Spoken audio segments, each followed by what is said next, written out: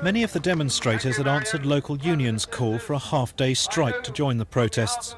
Newham, already one of the poorest boroughs in Britain, will have £35 million less than it says it needs to spend on services in the coming financial year. And that, according to local MPs, will add up to additional hardship in an already deprived area. Well, it's a freakishly hard result for Newham, and it's extremely hard to see how they could work within those limits.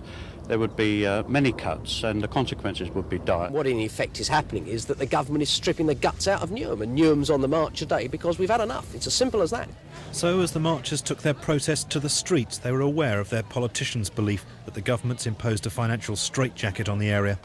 They've declared that rates will have to be cut by 26%, and so the council believe they'll have to make cuts of at least £15 million to balance the books. We're looking at things like up to 5 old people's homes closing. Now, I know all this has been said before, but you have to believe that this is the reality in Newham, because we've suffered cutbacks for the last 6 years. We are now down to the bone.